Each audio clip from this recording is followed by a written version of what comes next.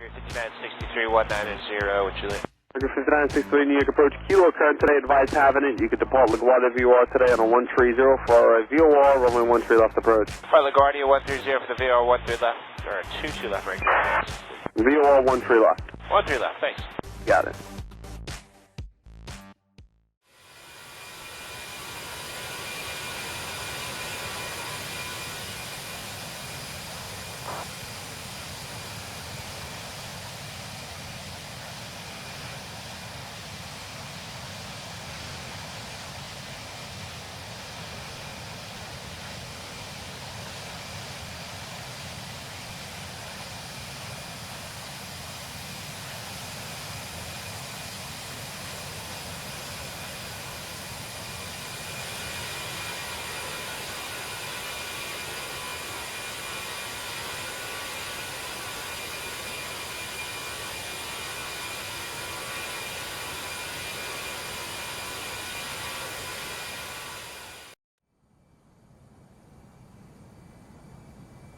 Hello there guys, welcome to part 2 of this EasyJet flight. We are going from Gatwick up to Glasgow.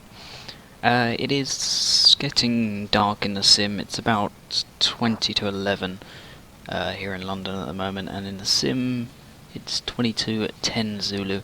So it's just pretty much got pitch black outside in real life, and it's starting to get that way in the sim. We are cruising at the moment at flight level 380. If you guys have watched part 1, you'll understand the entire flight plan so far. But we are not far from what the aircraft has already calculated our top of descent. So I'm going to go ahead and plug in our arrival into Glasgow so it can recalculate our top of descent and make any changes it needs to our flight plan routing.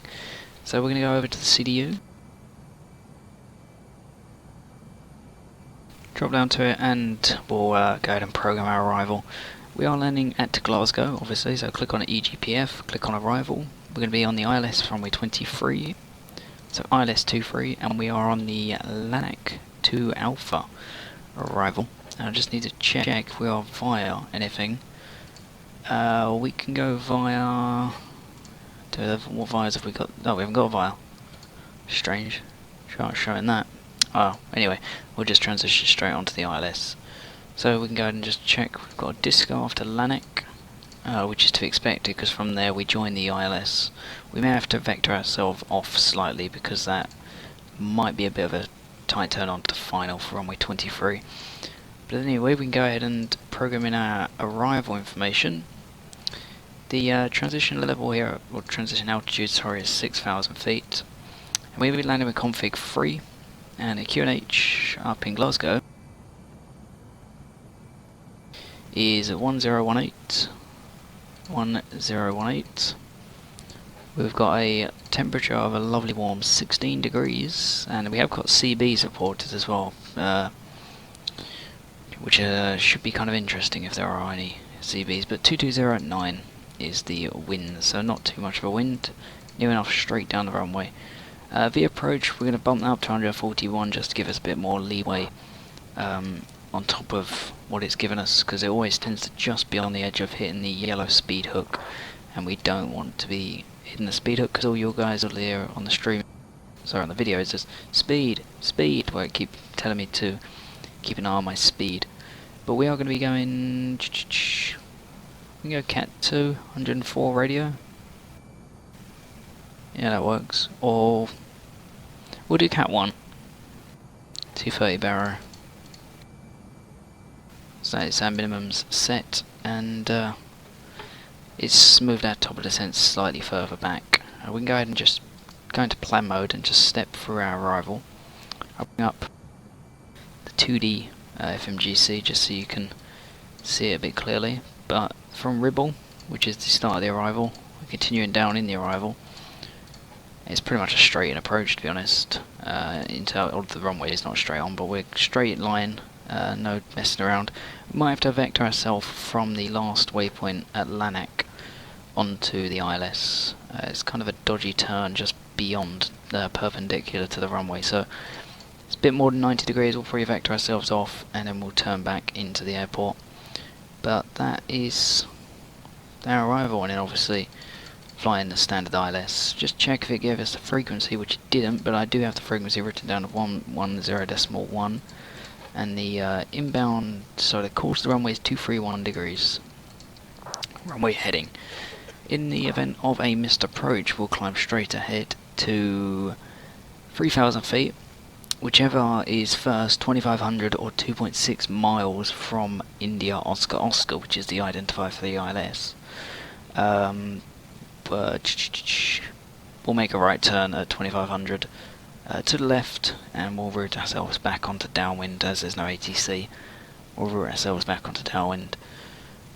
So that is pretty much it. We've got some terrain in the area. We should be established at 2,900 feet.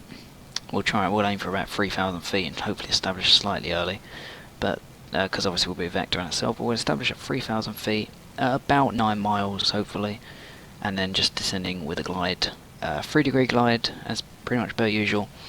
We've got some MSAs, which is 1,340 feet by 4 miles, and then 2 miles is 640 feet, so we shouldn't be descending below those restrictions due to terrain, and I'm assuming just noise abatement.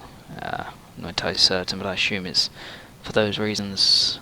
Chart doesn't exactly say, but we have got tower frequencies and all that kind of good stuff on the charts. I'm using Navigraph with the new Lido charts. They're amazing, really easy to read. So hopefully we'll be a pretty uneventful landing, to be honest. Just close that. So I'll see you guys in probably about 2 minutes when we hit the top of the descent. Might as well just cut this little section out of about 20 miles, but we are still setting the cruise, and we'll start planning for our arrival at top of the descent. So I'll see you in a minute, guys. Right then, guys, we're just about to hit top of the descent. We'll reset our FCU MCP altitude down to 6,000 feet, which is the transition. If we have to go any lower than 6,000 feet, I'll have to change onto the QNH, and there's no point doing that as of yet. So we'll go ahead and we'll initiate our descent phase. We'll get a nice gentle descent to start off with until we catch up with our profile, and then we'll again increase descent rate down on profile. Please now ensure that your seatbelts are properly stowed, arms are down, window blinds open, and your seatbelt is fastened. Just as for takeoff, we kindly ask you to stow in your seat bucket your laptop and bigger devices. Please help us by handing no rubbish, newspaper, and magazine that you don't want to take. Toilets are no longer in service. Thank you. So we now tilt at TCAS below, because we are descending, so we might as well tilt it below to see if we can see any aircraft. There we go, we're quite where our profile, our rate of descent increases to about 2,000 feet per minute. We got idle thrust on the FMA and idle on the ECAM. But as I said, we are going to be landing with flaps free, so we'll go with auto brake low, and we'll also use flap free config inhibit. So there's not a whole lot for me to do at the moment. Obviously we've initiated a descent down. After Lanark, I will vector us off of the arrival. We'll go right to heading a sort of northerly heading, and then we'll turn back onto the ILS. So there's not much for me to do at the moment, so I'll join you a bit further, probably around 20,000 feet, when we're a bit closer to the airport. And yeah, I'll see you in about 5 seconds, guys.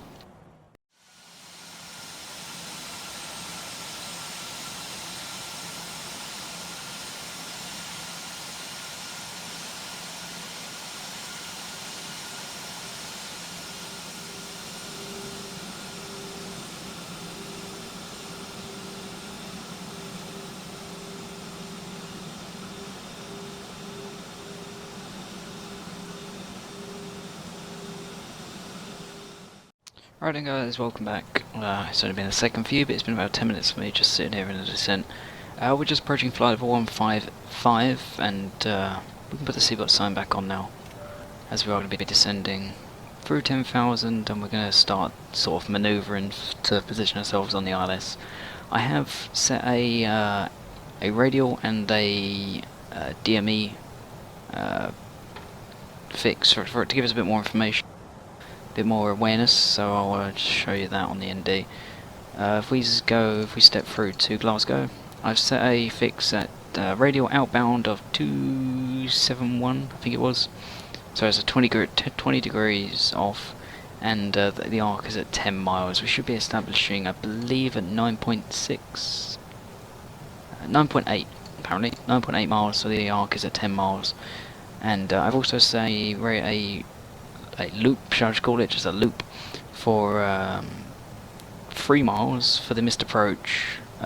Missed approach is at 2.6 miles, make the left turn, but if we do have to go around, we'll turn just short of this 3 mile arc and route back downwind. Just gives us a bit more spatial awareness during the arrival. Other than that, I'm still just waiting for descent. I've selected 6,000 feet. When we come off of Lanark, we'll go into vertical speed and we'll try and get a continuous descent onto final. Not that I'm expecting it to happen, but it'd be pretty nice if we could get a nice, smooth, continuous descent. As some of you guys, if you've been in my stream and have realised, I do speak to a fair few real EasyJet pilots, and it's a privilege having them join my stream. And they have given me a few, pointers and tips as to EasyJet SOPs and just the Airbus in general. Obviously, this is flight sim, so not everything is modelled. There's a wind farm down there. It's pretty cool. Anyway, not everything is modelled, but if you guys have taken anything of what they've said on board, they have said that the landing lights on the Airbus, they extend out of where the wing struts join the fuselage, and they extend down, and they can be kind of uncomfortable. They can cause some vibrations if you're doing 250 or more knots. For that reason, they say that EasyJet pilots tend not to extend the landing lights until they turn onto final. Obviously at higher speed they are extending these lights, and they are causing quite a lot of drag and buffeting underneath the aircraft. So I'm going to leave them off, even though we descend through flight level 100. I'm going to leave them off, trying to stick to the easy SOPs as best I can, but we can just do the approach checklist now, which we've set the decision height as, so what did we do? We did 220, 230. 230 on the barrow. That's set on both sides. We only have one CDU in this aircraft, unfortunately, and engine mode selector should be on normal, which it is. And in part of the real Airbus checklist is, or the EasyJet checklist, is the EFB, the flight bag, which I believe is positioned here. Or for the charts, yeah, this charts, they have the OFP on paper, but they have the EFBs as a tablet, and they don't leave the aircraft, they're always in the aircraft. I think they go in the bins, one of these bins down here when they leave, but that is to be disconnected, I believe, for the landing. For the departure, I know it's normally disconnected, I think. I know one of the Airbus pilots actually joins the stream, may watch this video and be like, nope, completely wrong, completely wrong, completely wrong, but for the sake of this, we'll leave it. So the winds, as I said earlier, the winds are relatively calm. They're near enough straight down the runway now. They're 200 at 11, so they have shifted slightly.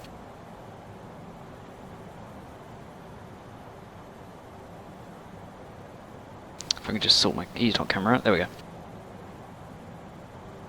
So the wind is 200 at 11, so we'll just go ahead and plug it in so the aircraft can counter this crosswind or the winds. During the approach, you can work out ground speeds and all that kind of good stuff that it needs to keep us airborne. Aerosoft, or the Airbus, is a very clever aircraft, so give it information, it sifts for it and figures out what's best for it and for the crew. So we see if there's anything on the weather radar. The weather's said CBs, but that's just now changed. We've got 10 kilometers or more visibility with rain. Overcast clouds at 1700 feet, 16 degrees, 13 degrees dew point. And the altimeter setting is 1018 still. So it's okay weather, it's raining. It's to be expected though, to be honest, in Scotland. Hopefully that doesn't offend anybody, but the weather in Scotland is not particularly known to be amazing. So just a fact of life, everybody knows that. But as I said, we're going to vector ourselves off of Lanark, and we'll vector sort of, as I said, northerly to sort of here on the ND, and then we'll turn left to intercept the localizer and glide slope for runway 23, providing this frequency is correct, which it appears, yeah, it looks about right. I've noticed some of the Navigraph charts, the frequencies for the ILSs tend to be out, which is a bit strange, but we'll set 351, considering we've got a 30 knot crosswind, we should get blown slightly off, but that we're going to head 350, but our track is probably going to be near enough northerly. So that's nice. And when we're going to vertical speed, and we'll increase our rate of descent to about 1800 feet a minute. 6,000 feet, we'll go down to 4,000 feet, intercept at 3,000 feet, and we'll just try and judge our rate of descent nicely.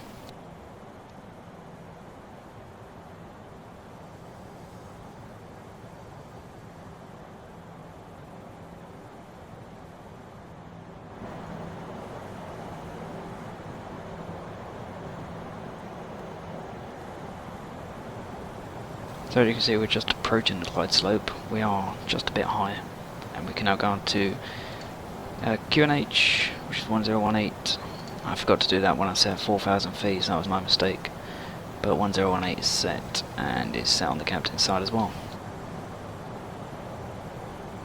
I'm going to bring the speed back as well, going to selective speed, and we'll bring the speed back to about 230 knots, and we'll make the turn at about 180 knots. We'll just try and get a nice heading at the moment.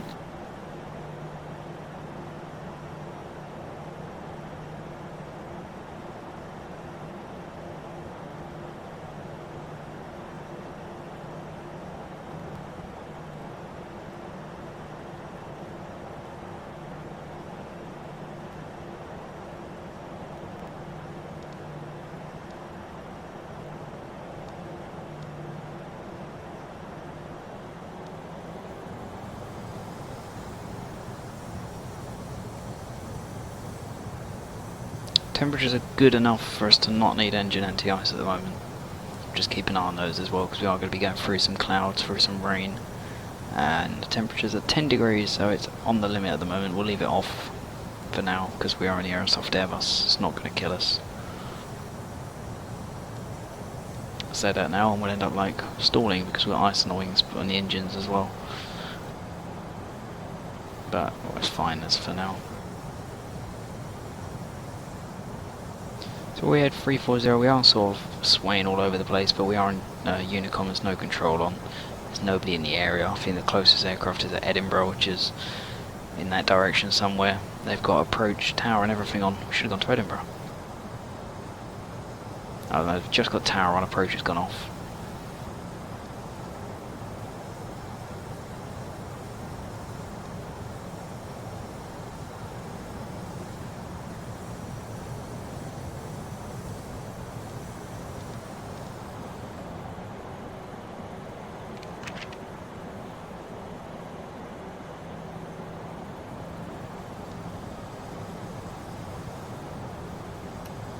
Just try and judge this turn.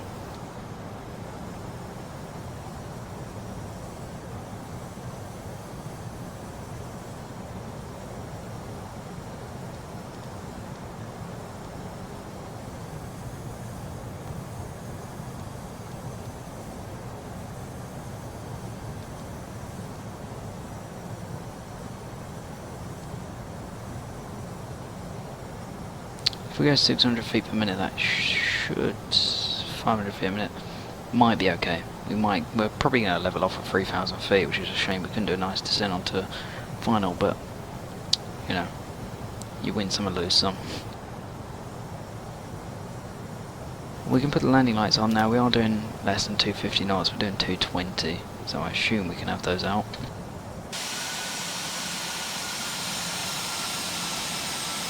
Those are the lights. They just extend out of the body of the aircraft, and from what I've heard, can be a bit turbulent underneath the wings.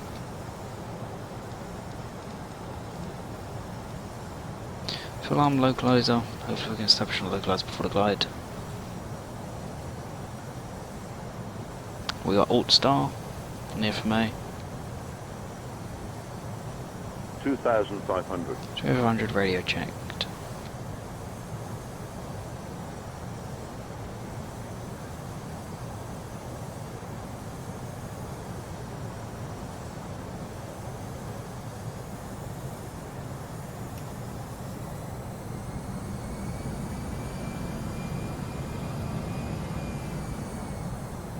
go into approach mode now.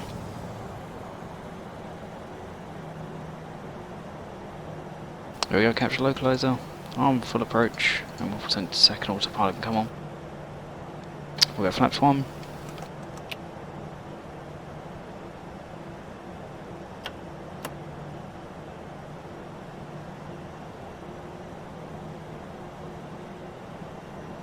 So there we go, we're getting established at 10.7 miles, slightly further out. Temperatures at the moment are good, we don't need anti-ice of any kind. Flaps 2. And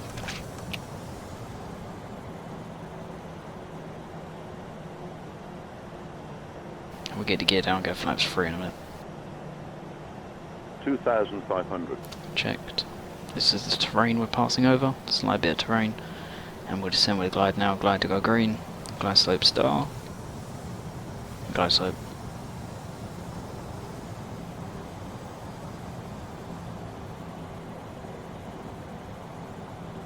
Alright, we'll go gear down. And we'll go flaps 3 as well. 2,500. As the gear's going down, landing lights come on, or at the last of our lights. Turn off lights can go on to on, and the nose light can only go to taxi. With EasyJet, they go to taxi because that way they don't forget to turn it to taxi when they're taxiing. And blind the poor ground crews at the arrival airfield.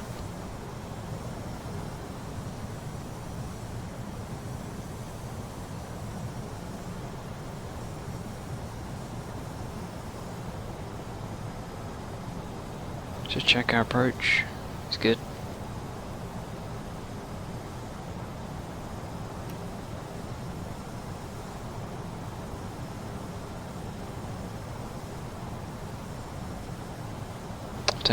We're visual of the runway now. We'll get rid of the landing checklist as well. So it's kind of blustery, but it's a headwind, which is okay. Ground speed is only 136 knots. Trees. Pretty nice. This is Orbex Scotland as well running. But anyway, my airplane. And we can do the landing checklist, which is cabin is secured, auto thrust, speed go around, 3000 set, ECAM MRO is landing, no blue. And we'll assume we're going clearance to land.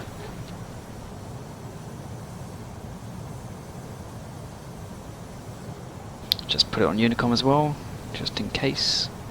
Although I have been typing on Unicom, so people should know. If anybody is here, they should know what's going on, and hopefully they don't line up on the runway.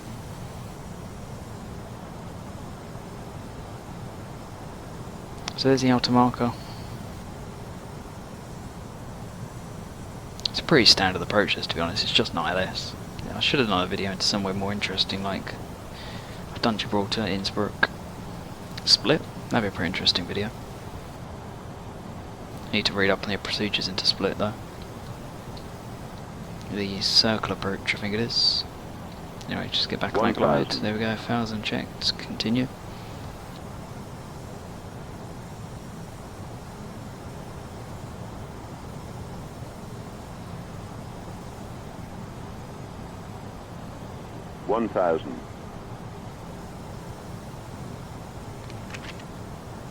Now I can't remember if I turned the sounds off for the GPWS and the ACAR system.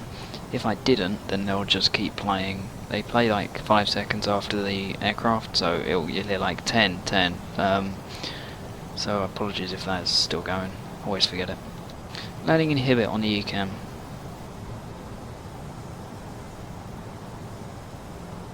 Pretty sure, I'm not certain, but I'm pretty sure that prevents the aircraft from spamming you with any kind of faults that aren't directly related to the landing.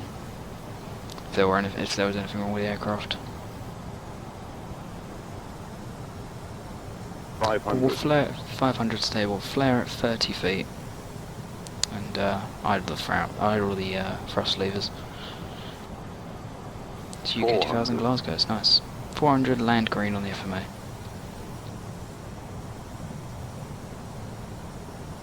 $300 above. Check.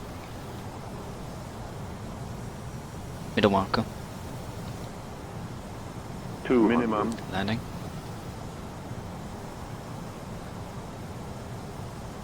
In a marker. 100, 70, 60, 50, 40, 30, 20, retard, 10, 5.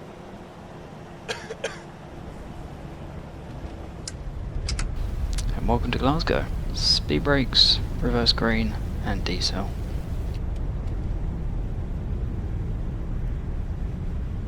We'll roll to the next exit.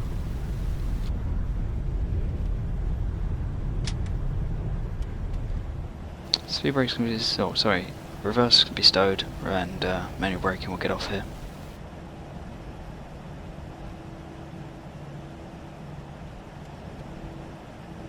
We'll take the rapid exit. We can keep some speed. We'll sort ourselves out.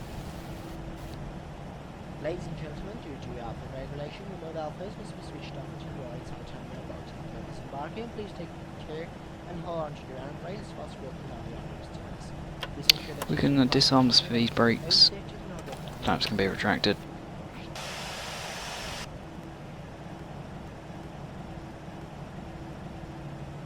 Or just frame rip just then.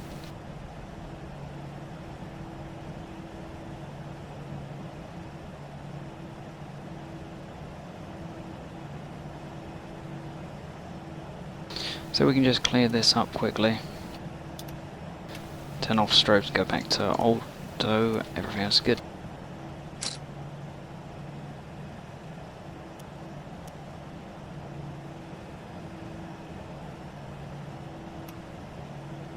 So we'll get rid of the transponder when we get onto this taxiway. I could single engine taxi to our stand, which I need to figure out which one it is. I know where it is, but I need to sort GSX out.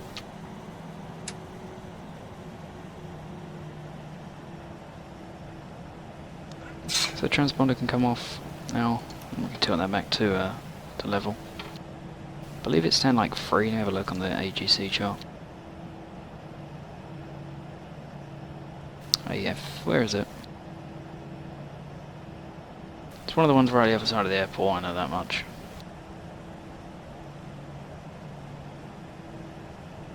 It's going to lag and install, is it? Powers up, lag and install, is it? Powers up GSX. There we go, it's running now. Stand 4 is where we're going to. And we can single engine taxi this, so we'll go and do that. Shutdown engine 2.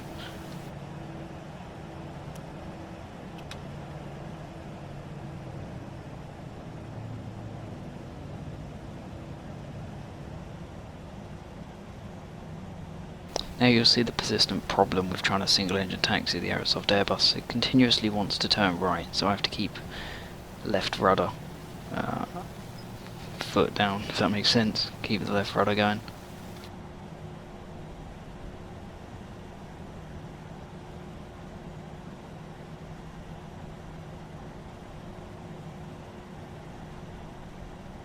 But welcome to Glasgow.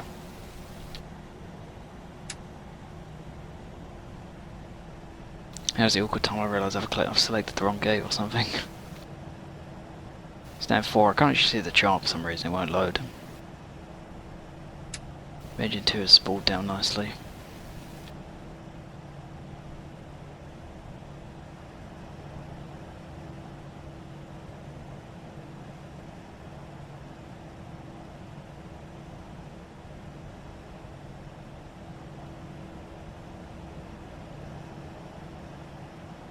Pretty sure it's round this corner onto the right, but I'm not entirely certain.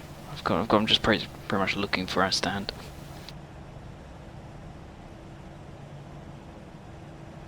There it is. Oh, did I forget to turn off active service fleet? Damn it. Where is 4? Is that it? Yeah, that's it over there. I think.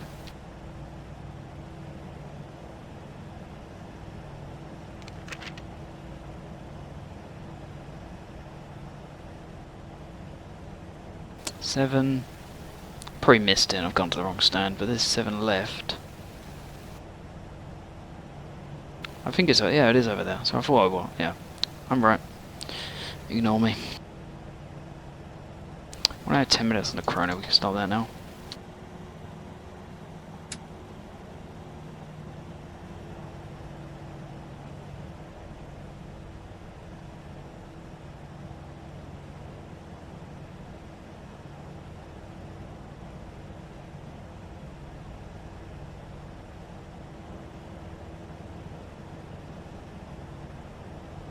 Taxi light come off. And we'll turn the bleed on for the APU in a second. For the packs.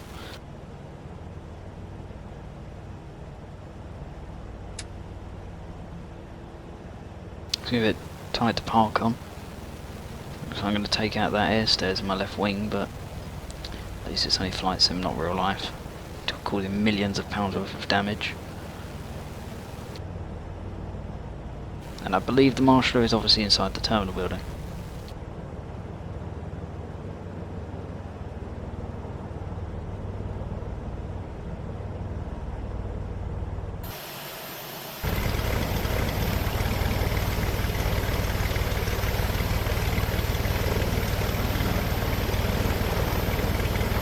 I'm just going to assume that that's right based on where all the geosec stuff is, but we'll go on to AP bleed and we'll get rid of engine 1 now. Stop the clock, gate to gate, and we'll reset 6000 for the transition. Put it back into managed. Everything else is good. The electric pump can now come off because the P3D doesn't need to function anymore. Beacon can come off, there's the rain. Nicely timed, seatbelt sign can also come off. So we can request deboarding.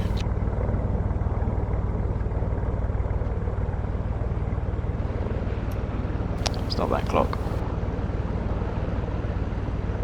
So we'll go to our doors page and we'll open the cargo doors first. I know there's normally a cool down time for the engines, but we'll ignore that for now and we'll open the doors for the passengers. But anyway, the parking checklist is disarm doors to PA, so cabin crew disarm doors, which we obviously just did. APUs will leave on. Electrics are off, engines are off, seatbelt sign is off, emergency exit lights will leave those as armed. Parking brake is set, we haven't got the wheel chock yet. Phones, transponder set to 2000. Set to 2000, there we go. And terrain radar and weather radar are both off. So we can go ahead and connect some ground connections. So the wheel chocks are all in. Go onto the ground power, get rid of the APU, pack flow can go back to normal. And we'll also... no, we'll leave the IRSs aligned, or the ADs, sorry. Used to fly in the Airbus, the 737. Anyway, parking brake can now come off, and we can file this pirate and see how the landing went. Because I know some of you guys really are interested in landing rates, but we'll have a look. Touchdown was at 131 feet per minute, so not the smoothest in the world, but also not bad. So it's been filed.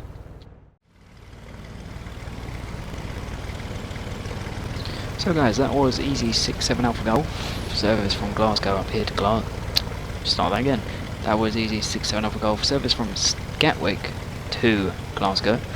And they've just finished deboarding the passengers as they're all heading off in that bus. Even though I'm pretty sure that they'd walk to the terminal, which is here, but oh well. Thank you very much guys for watching. Hopefully you guys enjoyed it as much as I enjoy flying on that sim. Obviously it was a bit hectic trying to get out of London with the amount of traffic that was there, but it was all good. And it looks like we got down just in time. The rain started to come down pretty... okay, active sky next is completely glitched out, but it looks like we got down just in time. But before that phase, I don't know what active sky next is doing, it's just raining, they're not raining, next is doing, it's just raining, they're not raining, they're raining, they're not raining.